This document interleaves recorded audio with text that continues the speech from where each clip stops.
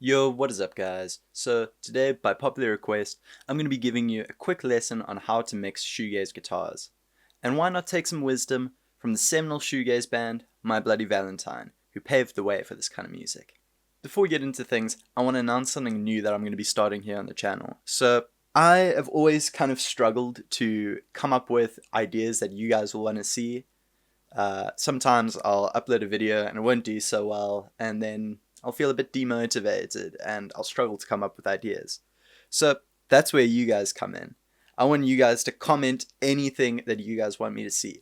And if your comment gets chosen to be made into a video, I'll give you a copy of my complete bundle, which has tons of presets, drum loops, sample packs, all kinds of things to help you make music. Just a little something to kind of give back, you know?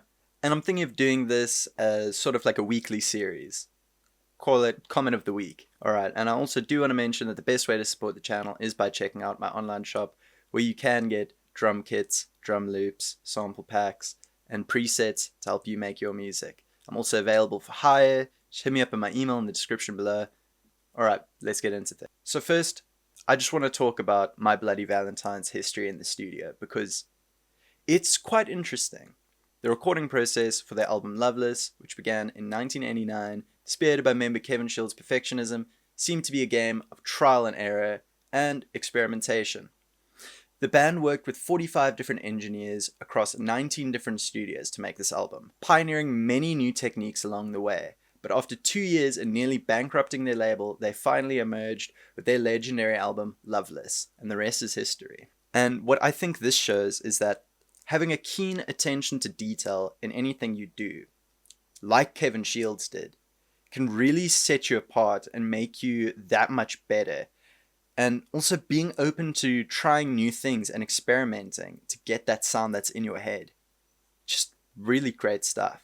So the main thing that we can look at with Kevin Shields' approach to mixing for shoegaze, and I think it's really purely a creative choice, is his use of mono. Kevin believed that the use of stereo in other music in the 80s was a bit too extravagant and had a corporate sound. He wanted the loudest and biggest sound that you could get from a single speaker, which was quite an ambitious task, especially before the advent of modern recording and mixing technology that we have now. Even though Kevin's mono technique is not used as frequently, with many bands opting for a wider stereo sound, I think it's a really impressive and unique sound. So I'm going to show you how to mix in that sort of style. So here I've got this demo track, not too many tracks going on. And the first thing we're going to look at is how do we get such a large guitar sound to come through on mono? And the answer for that is really quite simple actually. It's EQ. But not just in post-processing, but when recording as well. Selectively sculpting out the EQ settings in your tone when recording is a big part of this style. It helps you to create that really huge sound, and I'll show you what I mean. So here are these tracks individually.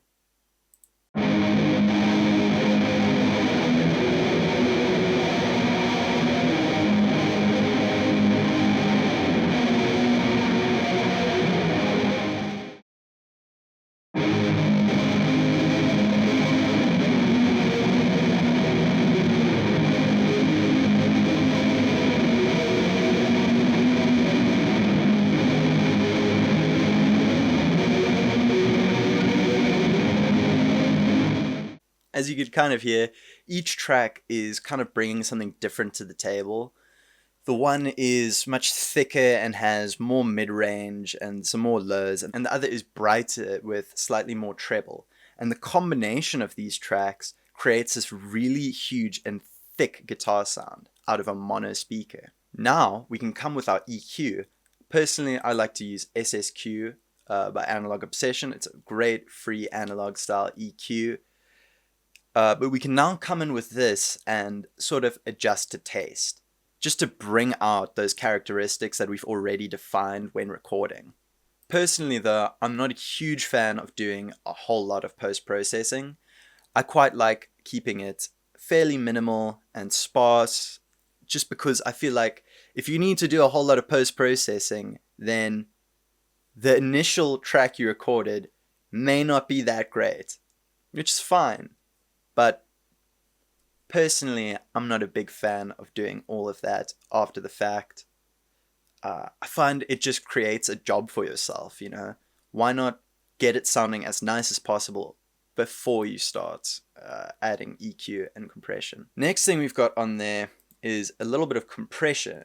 Next thing we've got on there is some compression, and I'm not trying to compress the hell out of this because then we'll lose out on a ton of dynamics and the sound will just get super squished, and you'll actually lose a lot of that thickness and that perceived wideness in the sound. Not a huge amount of compression. I'm not a big fan of using a whole lot of compression either because it just sounds too corporate, man. So one thing I will kind of critique Kevin Shields and later Billy Corgan as well is they use way too many layers in my opinion.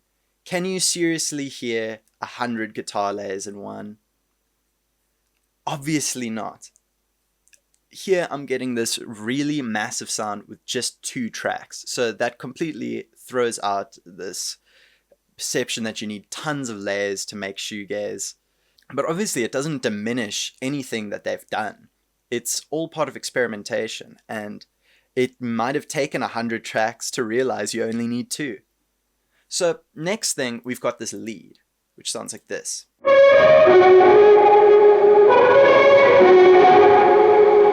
By the way, if you want to find out how to get these sort of tones, I really recommend checking out my other shoegaze videos. I've got a lot of different tones and tips in those videos as well, so I highly recommend checking them out. So, how are we going to get this lead to stand out when we already have such huge rhythm guitar tracks?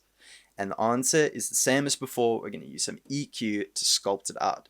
So, because SSQ isn't really a graphic EQ, I like to go in with EQA to kind of scope out the frequencies, because I find when I'm producing shoegaze, because it is a very loud and like thick sound, you have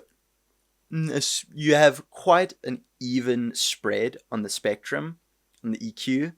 So it's kind of a little bit harder to pick the EQ up by ear. So I like to use a little bit of graphic EQ just to help find where things should be. So I used it and I found at around 300 and 800 hertz is where the prominent frequencies in this lead are. And I went on SSQ and I boosted those frequencies, but I also went on the rhythm tracks and I cut those frequencies, so this track could stand out without me having to add a whole bunch of extra volume, which would then cause the signal to clip.